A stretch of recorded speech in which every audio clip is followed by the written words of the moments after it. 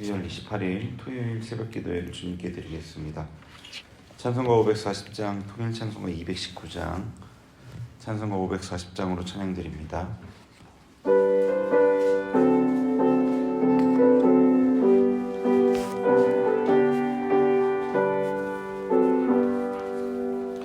주의 음성을 내가 들으니 사랑한단 말일세.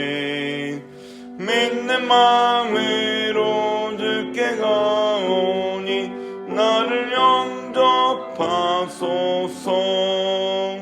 내가 매일 십자가 앞에 더 가까이 가오니 그새 주의 흘린 보배 피로써 나를 정케 하소서.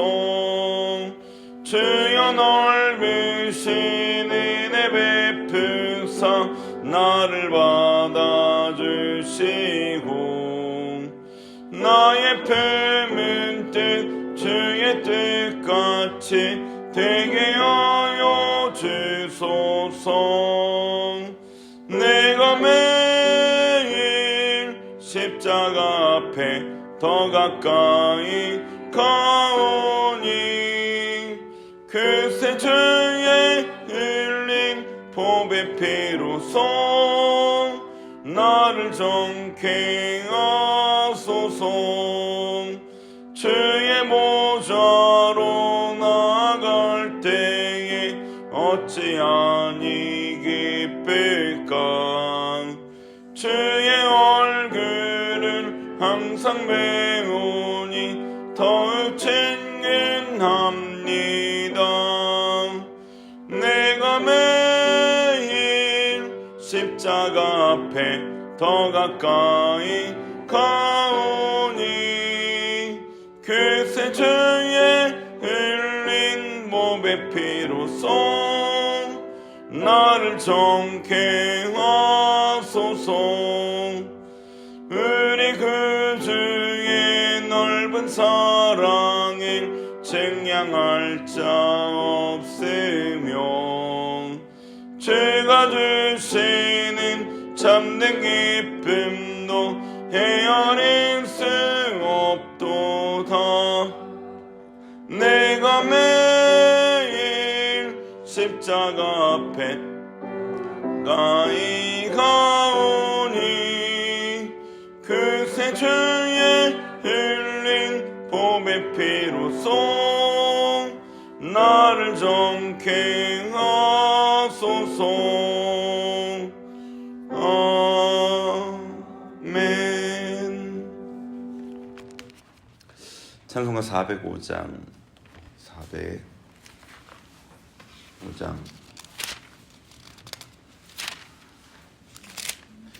통일 찬송가 458장입니다.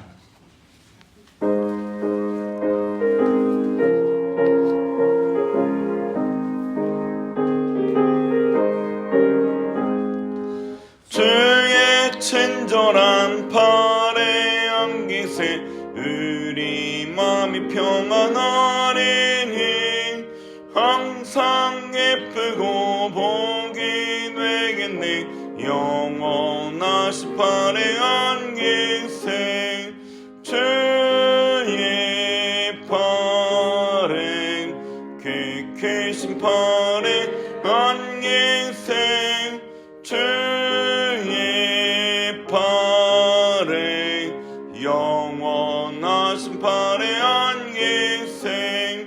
날이 갈수록 주의 사랑이 들을 광명하게 비치고 천성 가는 길 편히 가리니 영원하신 팔에 안기세 주의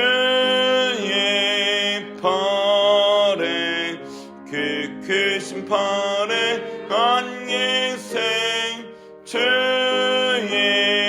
팔에 영원하신 팔에 안기세.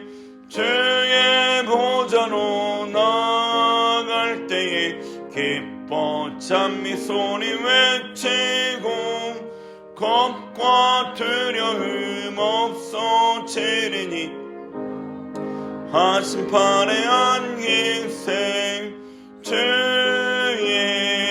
팔에 그 심판의 안기생 주의 팔에 영원하신 판의 안기생.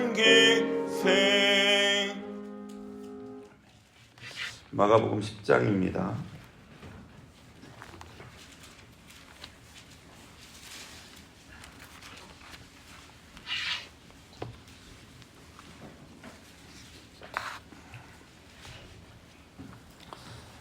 마가복음 10장 한 절씩 교독하겠습니다.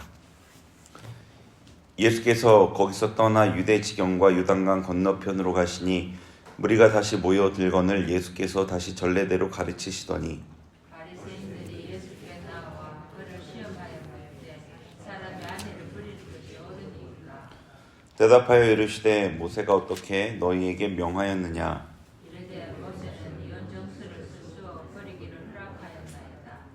예수께서 그들에게 이르시되 너희 마음이 완악함으로 말미암아 이 명령을 기록하였거니와 창조대로부터 사람을 남자와 여자를 지으셨으니 이러므로 사람이 그 부모를 떠나서 그 둘이 한 몸이 될지니라. 이러한즉 이제 둘이 아니여 한 몸이니 그러므로 하나님이 짝지어 주신 것을 사람이 나누지 못할지니라 하시더라. 집에서 제자들이 다시 이 일을 물으니 이르시되 누구든지 그 아내를 버리고 다른 데에 장가드는 자는 본처에게 간음을 행함이요 또 아내가 남편을 버리고 다른 데로 시집가면 간음을 행함이니라. 사람들이 예수께서 만져주심을 바라고 어린아이들을 데리고 오매 제자들이 꾸짖거늘 예수께서 보시고 노하시어 이르시되 어린아이들이 내게 오는 것을 용납하고 금하지 말라. 하나님의 나라가 이런 자의 것이니라. 내가 진실로 너희에게 이르노니 누구든지 하나님의 나라를 어린아이와 같이 받들지 않는 자는 결단코 그곳에 들어가지 못하리라 하시고 그 어린아이들을 안고 그들 위에 안수하시고 축복하시니라. 예수께서 길에 나가실새 한 사람이 달려와서 꿇어앉아 묻자오되 선한 선생님이여 내가 무엇을 하여야 영생을 얻으리이까. 예수께서 이르시되 내가 어찌하여 나를 선하다 일컫느냐. 하나님 한 분 외에는 선한 이가 없느니라. 내가 계명을 안 하니 살인하지 말라, 간음하지 말라, 도둑질하지 말라, 거짓 증언하지 말라, 속여 빼앗지 말라, 내 부모를 공경하라 하였느니라. 그가 여짜오되 선생님이여 이것은 내가 어려서부터 지켰나이다. 예수께서 그를 보시고 사랑하사 이르시되 내가 아직도 한 가지 부족한 것이 있으니 가서 내게 있는 것을 다 팔아 가난한 자들에게 주라. 그리하면 하늘에서 보화가 내게 있으리라. 그리고 와서 나를 따르라 하시니 그 사람은 재물이 많은 거로 이 말씀으로 인하여 슬픈 기색을 띠고 근심하였나이다. 예수께서 둘러보시고 제자들에게 이르시되 재물이 있는 자는 하나님의 나라에 들어가기가 심히 어렵도다 하시니 제자들이 그 말씀에 놀라는지라. 예수께서 다시 대답하여 이르시되 얘들아 하나님 나라에 들어가기가 얼마나 어려운지 낙타가 바늘기로 나가는 것이 부자가 하나님의 나라에 들어가는 것보다 쉬우니라 하시니 제자들이 매우 놀라 서로 말하되 그런즉 누가 구원을 얻을 수 있는가 하니 예수께서 그들을 보시며 이르시되 사람으로는 할 수 없으되 하나님으로는 그렇지 아니하니 하나님으로서는 다 하실 수 있느니라. 베드로가 여자와 이르되 보소서 우리가 모든 것을 버리고 주를 따르나이다. 예수께서 이르시되 내가 진실로 너희에게 이르노니 나와 복음을 위하여 집이나 형제나 자매나 어머니나 아버지나 자식이나 전토를 벌인 자는 근세에 있어 집과 형제와 자매와 어머니와 자식과 전투를 면합할 때 박해를 금하여 받고 예세의 영생을 받지 못할 자가 없느니라. 그러나 먼저 된 자로서 나중되고 나중된 자로서 먼저 될 자가 많으니라. 예루살렘을 올라가는 길에 예수께서 그들 앞에서 서가시는데 그들이 놀라고 따르는 자들은 두려워하니라. 이에 다시 12제자를 데리시고 자기가 당할 일을 말씀하여 주시되 보라 우리가 예루살렘에 올라가노니 인자가 대제사장들과 서기관들에게 넘겨짐에 그들이 죽이기로 결의하고 이방인들에게 넘겨주겠고 그들은 능욕하며 침뱉으며 채찍질하고 죽일 것이나 그는 3일 세베대의 아들 야고보와 요한이 주께 나와 여짜오되 선생님이여 무엇이든지 우리가 구하는 바를 우리에게 하여 주시기를 원하옵나이다. 이르시되 너희에게 무엇을 하여 주기를 원하느냐. 여짜오되 주의 영광 중에서 우리를 하나는 주의 우편에 하나는 좌편에 앉게 하여 주옵소서. 예수께서 이르시되 너희는 너희가 구하는 것을 알지 못하는도다. 내가 마시는 잔을 너희가 마실 수 있으며 내가 받는 세를 너희가 받을 수 있느냐. 그들이 말하되 할 수 있나이다. 예수께서 이르시되 너희는 내가 마시는 잔을 마시며 내가 받는 세례를 받으려니와 내 좌우편에 앉는 것은 내가 줄 것이 아니라 누구를 위하여 주게 되었는지 그들이 얻을 것이니라. 열제자가 듣고 야고보와 요한에 대하여 화를 내거늘 예수께서 불러다가 이르시되 이방인의 집권자들이 그들을 힘이려 주관하고 그 보관들이 그들에게 권세를 부리는 줄을 너희가 알거니와. 너희 중에는 그렇지 않을지니 너희 중에 누구든지 크고자 하는 자는 너희를 섬기는 자가 되고 너희 중에 누구든지 어떤 일을 하는 자는 모든 사람이 종이 되어야 하리라. 인자가 온 것은 섬김을 받으려 함이 아니라 도리어 섬기려 하고 자기 목숨을 많은 사람의 대속물로 주려 함이니라. 그들이 예루고 이르렀더니 예수께서 제자들과 크다 무리와 함께 여리고에서 나가실 때에 디메오의 아들 맹인 거지 바디메오가 귓가에 앉았다가 나사렛 예수시란 말을 듣고 소리질러 이르되 다윗의 자손 예수여 나를 불쌍히 여기소서 하거늘 많은 사람이 부르짖어 전담하라 하되 그가 더욱 크게 소리질러 이르되 다윗의 자손이여 나를 불쌍히 여기소서 하니라. 예수께서 머물러 서서 그를 부르라 하시니 그들이 그 맹인을 부르며 이르되 안심하고 일어나라 그가 너를 부르신다 하매 맹인이 겉옷을 내버리고 뛰어 일어나 예수께 나오거늘 예수께서 말씀하여 이르시되 내게 무엇을 하여 주기를 원하느냐 맹인이 이르되 선생님이여 보기를 원하나이다. 예수께서 이르시되 가라 내 믿음이 너를 구원하리라 하시니 그가 곧 복이 되어 예수께서 따르니라. 아멘. 마가복음 10장은 마가복음 전체에서 후반부에 속해 있습니다. 예수님의 고난과 죽음을 향한 여정이 본격화되는 부분입니다. 10장은 그 예수님의 고난과 죽음을 향한 여정이 본격화되면서 제자도와 섬김이라는 핵심 주제를 다루고 있습니다. 그 중에 오늘 여러 가지 얘기들이 나오는데 재물 많은 사람에 대한 이야기를 좀 더 살펴보도록 하겠습니다. 17절 한번 읽어보죠. 17절 시작. 예수께서 길에 나가실새 한 사람이 달려와서 꿇어앉아 묻자오되 선한 선생님이여 내가 무엇을 하여야 영생을 얻으리까. 아멘. 길에 나가실새의 길은 예루살렘으로 올라가시는 길이라고 보시면 되고요. 그때 한 사람이 달려와서 예수님께 꿇어 앉습니다. 그리고 예수님께 묻죠. 선한 선생님, 내가 무엇을 해야 영생을 얻겠습니까?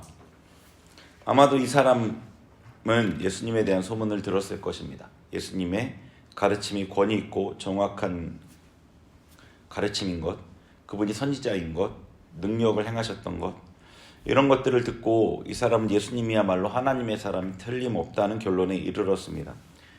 자신이 평소에 풀 수 없었던 질문, 영생에 대한 질문을 해결할 수 있겠다는 기대가 생겼습니다. 예수님이 근처를 지나신다는 소문을 듣고 예수님을 찾아 나섰습니다. 멀리서 예수님이 보입니다. 예수님을 놓칠세라 급하게 달려와 예수님 앞에 엎드려서 꿇어 앉습니다. 그리고 지체 없이 질문을 던집니다. 어떻게 해야 영생을 얻습니까? 굉장히 다급한 모습이 보이죠. 이 사람이 얼마나 영생에 대해 고민했었는지 알 수 있습니다. 이 사람은 아마 율법에 대해서 연구를 많이 했던 것 같습니다. 율법을 연구해서 계명들을 지켰고요. 그런데 계명들을 지킬수록 무언가 부족함이 느껴졌던 것 같습니다. 이것으로 족한가? 계명을 지키다가 어기면 속죄제를 드렸습니다. 그런데 걱정이 되는 거죠. 죽기 전에 속죄제를 드리지 못하면 어떡하나? 갑자기 사고로 죽을 수도 있고, 그러면 죄를 가지고 어떻게 영생을 얻을 수 있을까? 그 외에 또 십계명을 비롯해서 여러 규례와 유전들을 지키는데 무언가 부족함을 느끼는 거죠. 이거면 되는 건가? 하나님 앞에 무언가 부족함을 느낍니다. 하나님께서 요구하시는 것이 이것뿐인가? 무언가 내가 놓치는 것은 없는가? 내가 정말 영생을 얻을 수 있을까? 영생을 얻지 못해 지옥에 들어갈까? 이 사람은 걱정이 크고 커서 아마 밤잠을 이루지 못하는 지경이 되었을지도 모릅니다. 아무리 이 땅에서 잘 살아도 죽어 지옥에 가면 모든 것이 헛되기 때문이죠. 이 사람의 질문에 예수님은 이렇게 답하셨습니다. 18절에 예수께서 이르시되 내가 어찌하여 나를 선하다 일컫느냐? 하나님 한 분 외에는 선한 이가 없느니라. 어떻게 나를 선하다 하느냐? 하나님 한 분 외에는 선한 이가 없다. 예수님은 그가 극존칭을 쓰고 높이면서 예수님 앞에서 원하는 답을 얻으려는 마음을 아셨습니다.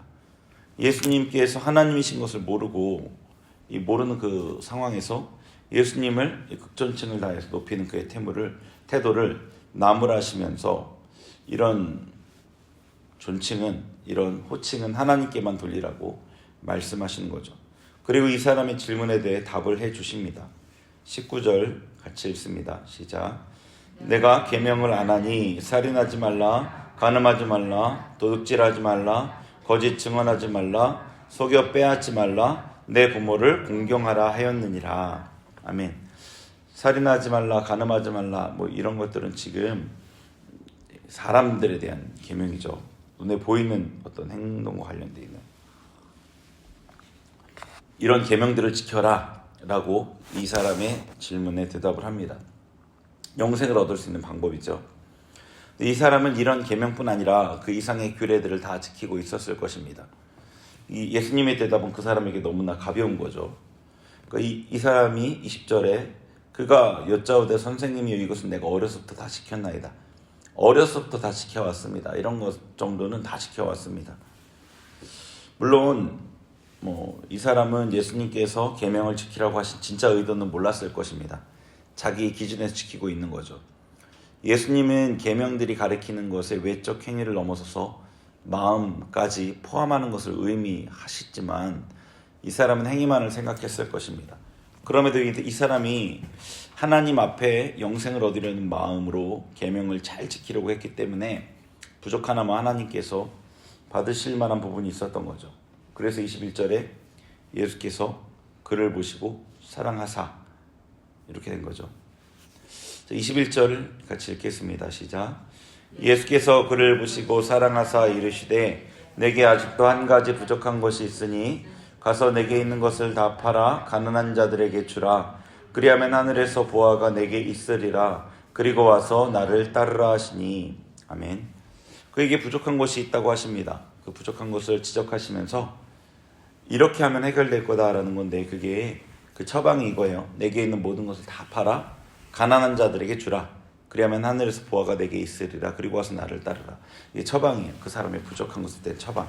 부족한 것이 있다라고 하고 뭐가 부족한지 정확하게 짚어주진 않으셨지만 이게 처방이었어요. 이렇게 하면 해결될 거다는 거죠.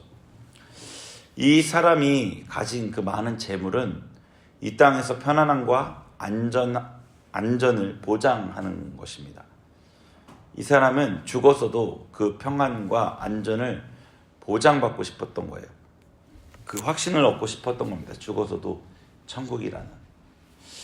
예수님은 그의 마음을 아셨습니다. 하나님이 아니라 자신을 하나님보다 더 사랑하는 그의 중심을 아셨던 겁니다. 그리고 이 땅에서 하나님보다 더 돈을 사랑하는 그의 마음을 또 짚은 거죠. 그러니까 그는 첫 번째 우상이 자기, 평안과 안전. 두 번째 우상은 그것을 가능하게 해주는 돈. 세 번째가 하나님이었습니다. 셋째가.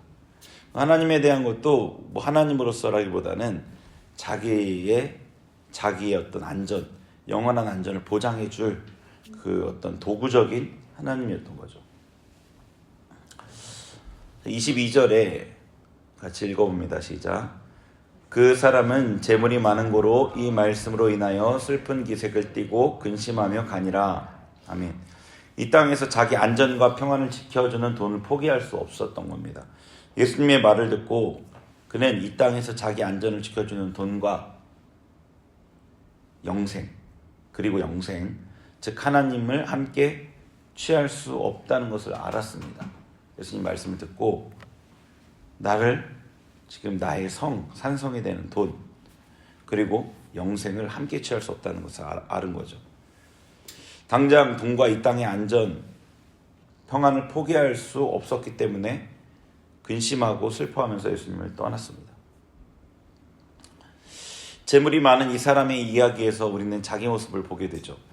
현대인들에게 가장 중요한 것은 자기입니다. 나의 감정, 내가 원하는 것, 내 생각, 그게 제일 중요합니다.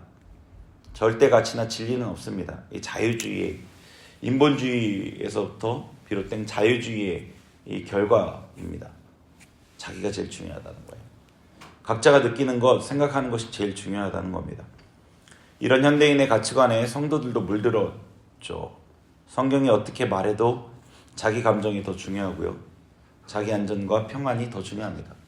그래서 예를 들어서 누구한테 엄청난 정도는 아니고 조금 심하게 어떤 피해를 본 사람이 그 사람을 내가 절대 용서하지 않겠다 이런 마음을 딱 먹은 사람한테 하나님 말씀은 용서가 먼저입니다. 당신이 얼마나 많은 피해를 봤어도 용서해야 됩니다라고 얘기하면 절대 안 받아들일 사람들이 한 열에 9은 될 겁니다. 성도님들 중에. 이게 성경보다 자기 감정이 더 중요하다는 겁니다. 자기 감정이 그 절대 가치가 된 거죠. 성경의 진리는 두 번째, 세 번째 이렇게 하는 거죠. 자기 감정이 더 중요하고 자기 안전과 평안이 더 중요합니다. 예수님을 따르는 제자도는 말할 수도 없죠. 우리는 모두 자기에게 부요합니다. 하나님께 인색하고 자기에게 부요합니다. 돈이 많으나 적으나 우리 모두는 재물이 많은 사람과 비슷한 모습인 거죠. 예수님께서는 이 사람을 들어서 제자들에게 교훈하십니다. 23절 같이 읽습니다. 시작.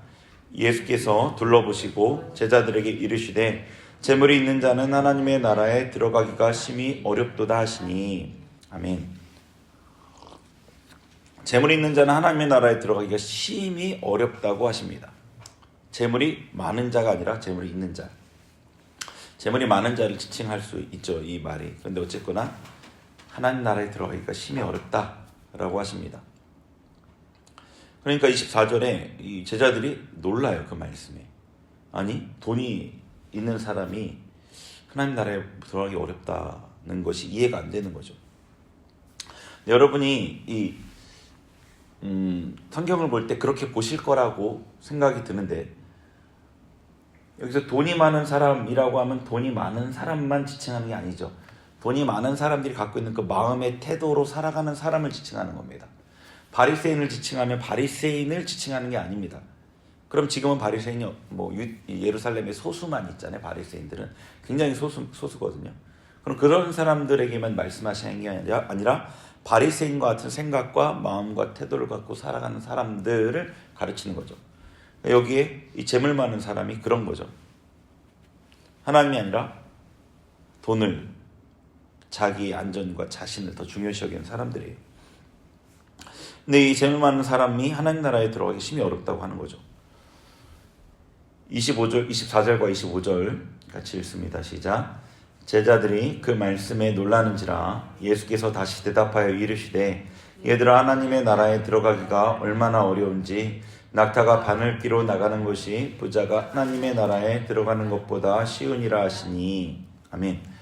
자, 제자들이 먼저는 예수님의 말씀을 듣고 놀라요. 그랬더니 예수님께서 이 제자들이 제대로 이해하지 못했다고 생각을 하셨는지 다시 부연 설명하십니다.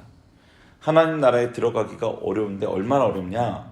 낙타가 바늘기로 나가는 것이 이 부자가 하나님 나라에 들어가는 것보다 더 쉽다라고 얘기하셔요.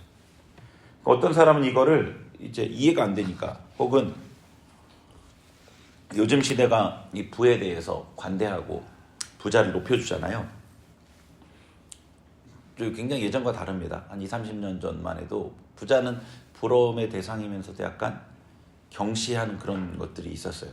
부보다는 어떤 이제 지식이나 이런 것들을 더 높여줬었죠. 근데 지금은 부 자체가 굉장히 높여주는 대상이 됐어요. 돈이 많으면 그 사람의 인격이나 그 사람의 능력이나 이런 것도 다 같이 좋게 보이는 것 같아요. 근데 어쨌거나 이 그래서 그런 이 현대인들의 어떤 상황 때문에 그런지 이걸 다르게 해석해요. 바늘기라는 뭐 예루살렘 성에 뭐 문이 있고 거기에 낙타가 들어가기 어렵고 뭐 내려야 되고 뭐 그런 이상한 해석을 합니다. 근데 이건 완전 틀린 해석이에요. 왜냐하면 문맥상으로 보면은 제자들이 놀라고 나서 이 말을 듣고 나니까 낙타가 바늘기 들어간 이 비유를 듣고 나서 제자들이 26절에 매우 놀라 이렇게 얘기합니다. 매우 놀라. 불가능하다는 얘기예요. 이거는 뭐 비유가 어쩌건 저쩌건 이 제자들의 반응을 보면 예수님 불가능하다고 얘기한 겁니다. 이거는 부자는 천국에 들어가는 게 불가능하다 이렇게 얘기하신 거예요. 왜 그런지는 우리가 알죠. 부자는 돈을 자기의 산성으로 삼고 자기를 보호하고 자기를 높이고 자기를 위해서 돈을 모으는 거죠. 그래서 부자가 되었습니다. 부자가 돈을 의지하기 때문에. 그래서 하나님 나라와 상관없는 거죠. 네. 그런데 예수님은 가능성 하나를 열어두셨습니다. 27절 읽어보죠. 시작. 예수께서 그들을 보시며 이르시되 사람으로는 할 수 없으되 하나님으로는 그렇지 아니하니 하나님으로서는 다 하실 수 있느니라. 이 가능성 하나를 열어두셨는데 하나님으로서는 다 하실 수 있다. 하나님으로서는 부자도 천국에 들어갈 수 있다 라고 얘기하시는데 이거를 어떻게 이해해야 되죠? 부자가 만약에 자기를 위한 부자가 아니라 하나님 안에서 부자라면 가능하다는 겁니다. 그러니까 돈을 의지하지 않고 돈이 많은 사람이라도 그가 만약에 돈을 의지하지 않고 하나님을 의지하고 그의 삶의 주인이 돈이 아니고 하나님이 돈의 주인이시라면 이런 그런 뜻이에요. 그래서 예수님께서 이 사람, 재물이 많은 사람에게 요구하신 것처럼 하나님께서 요구하시면 언제든지 재물을 하나님을 위해 쓰는 사람이라면 예수님께서 재물 많은 사람에게 요구하셨듯이 모두 내놓아라 하실 때 언제든지 내놓을 수 있는 사람이라면 하나님 나라에 들어갈 수 있다는 뜻이에요. 근데 그런 경우는 굉장히 희박하죠. 그런 경우가 있을 수 있습니다. 하나님 앞에 정말 돈에 대해서 많은 훈련을 받고 돈을 많이 벌게 된 사람, 철저하게 돈에 대해 훈련받은 사람은 그럴 수가 있어요. 그것은 부자가 돈을 섬기지 않는다는 증거이고 돈이 아니라 하나님을 섬긴다는 증거이기 때문이에요. 돈을 섬기는 사람은 하늘나라에 못 들어가죠. 절대 못 들어갑니다. 돈과 하나님을 겸하여 섬길 수 없다고 하기 때문이에요. 그럼 우리가 부자가 부자이신 분이 있는지 모르겠는데 부자가 아닌데 저 같은 경우 부자가 아닌데 네, 부자의 기준이 뭐냐에 따라서 좀 다를 수도 있겠지만 저에게 어떻게 적용이 될까 이 말씀이. 저는 가끔 이게 하나님 앞에 제 자신을 돌아볼 때 그런 질문을 가끔 던집니다. 하나님께서 저에게 제가 누리는 것들이 다 하나님께 주신 것인데 누구보다 그렇게 고백을 할 수 있겠죠. 하나님께 다 주신 것인데 그게 제가 저희 가정, 아내, 자녀, 사역 그 외에 이렇게 넉넉하거나 풍족하지는 않지만 어떤 물질적인 것들, 제가 누리는 모든 것들 그런 것에 대해서 되게 감사하는 마음이 들 때가 있죠. 또 한편으로는 하나님께서 언제든지 이 모든 것들을 버리라고 하시면 버릴 수 있을까? 라는 질문을 가끔 합니다. 가끔. 그러면 네. 대답이 나올 때가 있고 가끔은 망설여질 때도 있죠. 그러면 제 마음이 뭔가 좀 문제가 있구나라는 생각을 합니다. 그리고 회개하고 다시 네 할 수 있을 제 마음이 들여다봅니다. 그럼 또 다시 네 할 수 있게 됩니다. 언제든지 다 포기할 수 있다는 거죠. 그게 하나님을 섬긴다는 제 마음의 증거로 저는 확인을 합니다. 하나님 나라는 하나님을 섬기는 자가 들어가는 곳입니다. 그러기에 재물 많은 사람이 계명을 지킨 것은 하나님을 섬기기 위해서가 아니라 자신의 영생, 안녕을 위한 자기 섬김이었기 때문에 그는 하나님 나라에 들어가기가 쉽지 않았던 거죠. 불가능할 정도는 아니지만 지금 왜냐하면 이 사람이 지금 죽은 게 아니잖아요. 아직 기회가 있으니까. 근데 지금 이 상태에서는 불가능한 겁니다. 이 낙타가 바늘기로 들어가는 것처럼 이 사람이 현재 이 상황에서는 하나님 나라에 못 들어가는 거거든요. 앞으로 변화되면 모를까. 여러분이 신앙생활을 하는 목적은 무엇인가요? 뭔가 목적이 있으시겠죠. 그게 예전에 어땠느냐도 중요하지만 지금 어땠느냐가 더 중요하잖아요. 하나님이 나의 주인이시기에 하나님을 섬기기 위해 하나님을 사랑해서인가요?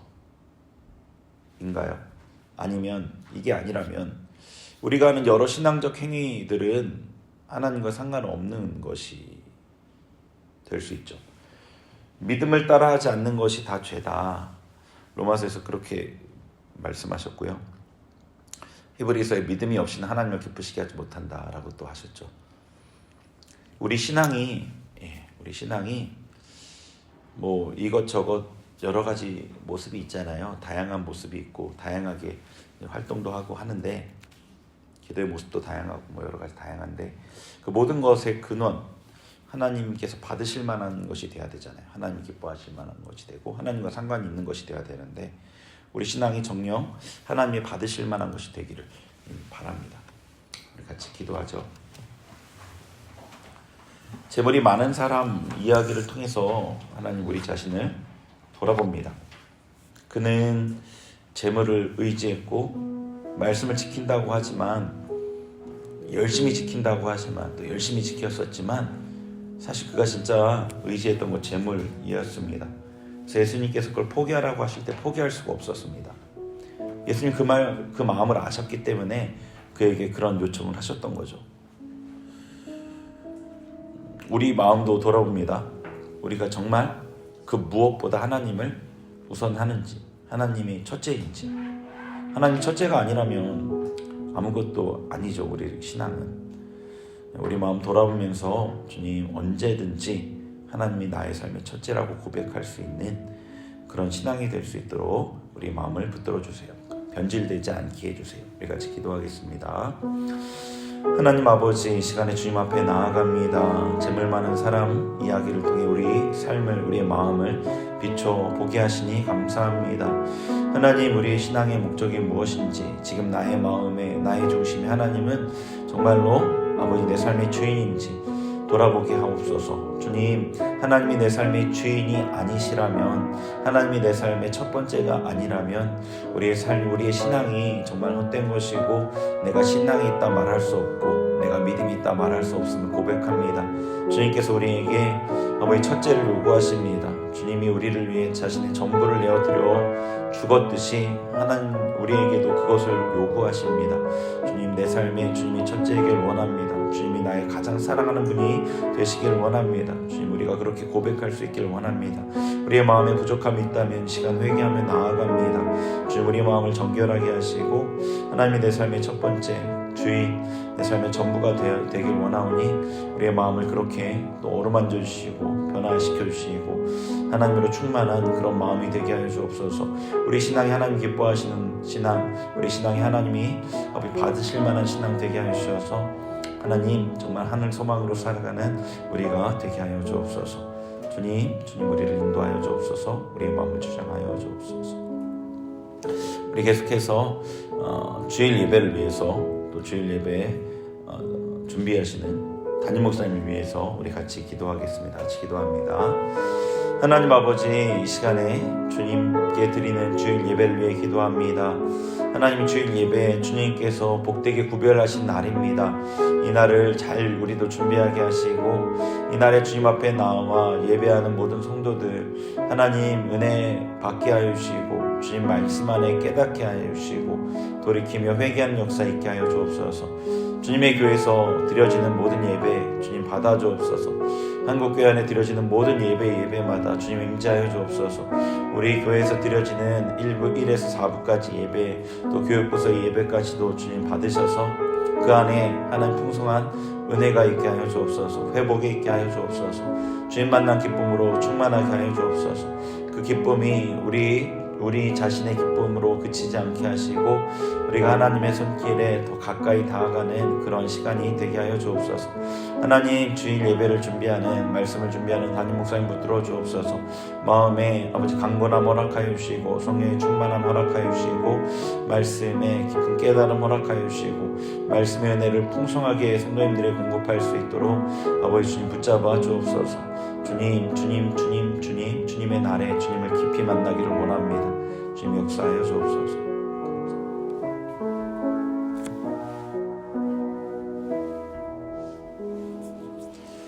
하나님, 오늘도 주님 앞에 나아가는 우리 성도님들 한 분 한 분을 축복합니다. 성령으로 충만하게 하시고 말씀으로 충만하게 하시고 하나님의 사람으로 빚어져가는 성화의 단계를 더 넉넉하게 걸어갈 수 있도록 은혜 내려 주옵소서. 감사드리며 예수님의 이름으로 기도합니다. 아멘.